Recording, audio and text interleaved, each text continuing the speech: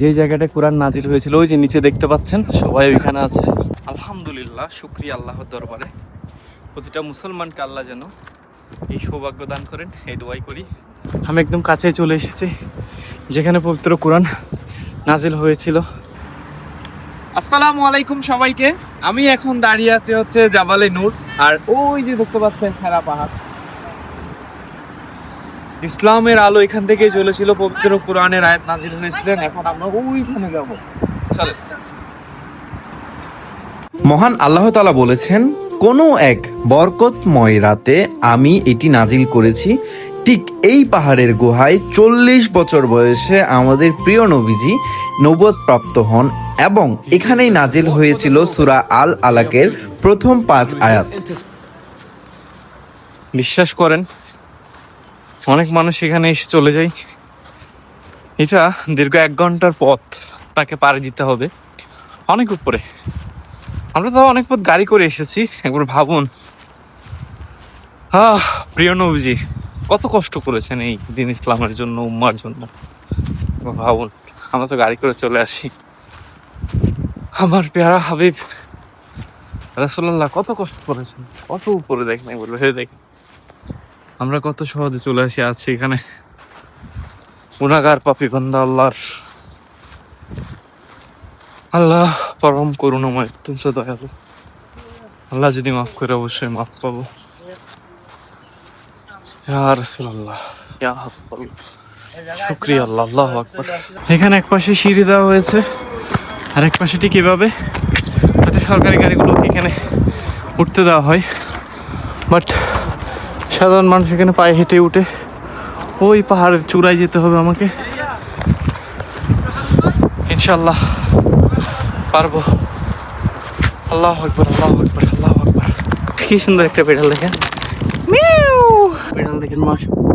এই দেখেন মরুভূমির পাহাড়ে ঘাসগুলো পর্যন্ত শুকিয়ে গেছে। আমি একদম কাছে চলে এসেছি যেখানে পবিত্র কোরআন নাজিল হয়েছিল। প্রিয় নবী হযরত মুহাম্মদ সাল্লাল্লাহু আলাইহি ওয়াসাল্লামের কাছে প্রথম আসমানি কিতাব কোরআনের ওহী এসেছিলেন। ঠিক আমার পিছনে দেখতে পাচ্ছেন সেই পাহাড়, আরেক পাশ শহরের। আর এই পাহাড় সিঁড়ি বেয়ে বেয়ে উঠছে।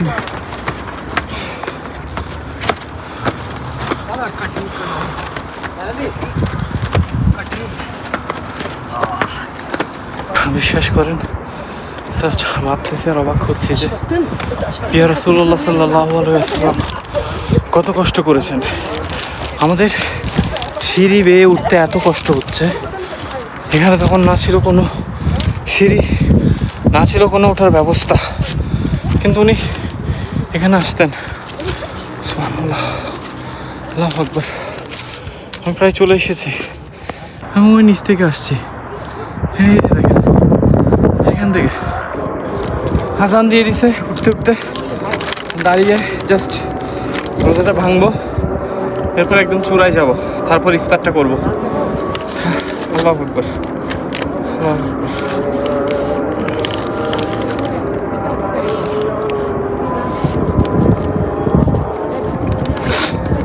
আল্লাহ দেখেন সর্বোচ্চ চূড়ে। আল্লাহ একদম নিচে কিছু নেই।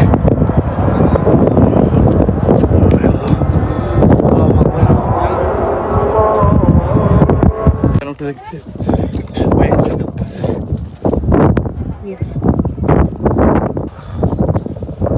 আলহামদুলিল্লাহ, অবশেষে আমি এসে পৌঁছেছি যে জায়গাটায় কোরআন নাজিল হয়েছিল। ওই যে নিচে দেখতে পাচ্ছেন, সবাই ওইখানে আছে। সবাই রাস্তা দিয়ে যেতে হবে যেখানে কোরআন নাজিল হয়েছিল। মাশাআল্লাহ, লাইট চলে উঠছে। এই যে সো এইটা হচ্ছে গুহায় ঢোকার রাস্তা, ফেরা গুহায় যাওয়ার। আল্লাহ রাসূল সাল্লাল্লাহু আলাইহি ওয়াসাল্লাম এইটার ভিতর দিয়ে কিন্তু ওইখানে যাইতেন। আমি আপনাদেরকে দেখাচ্ছি, এটার ভিতর দিয়ে। মাশাআল্লাহ, আল্লাহু আকবার। এই যে দেখেন, এটার ভিতর দিয়ে যেতে হয়। আমাকে দেখা যাচ্ছে কিনা আমি জানি না। সুবহানাল্লাহ, দেখেন আল্লাহ রাসূল কত কষ্ট করে এটার ভিতর দিয়ে বের হইতেন। দেখেন, এটা দিয়ে যাইতে হবে। কোন দিক দিয়ে বের হবো আমি জানি না।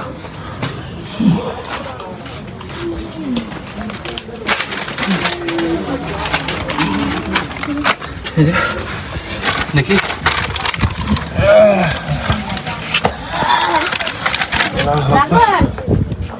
আল্লাহু আকবার, চলে আসছি আমি। এই যে বের হয়েছে, আল্লাহু আকবার।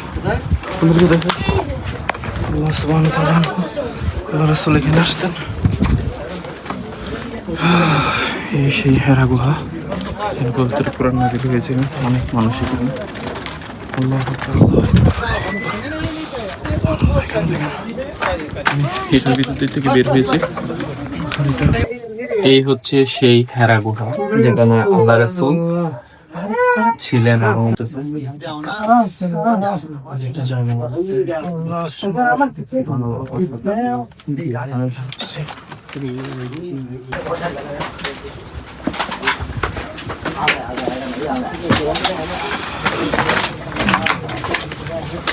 বের হইতে হবে এখন।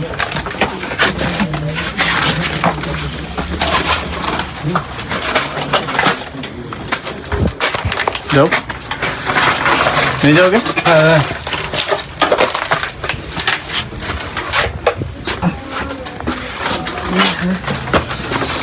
আর হচ্ছে গুহা, বেরোলে রাতের দৃশ্য।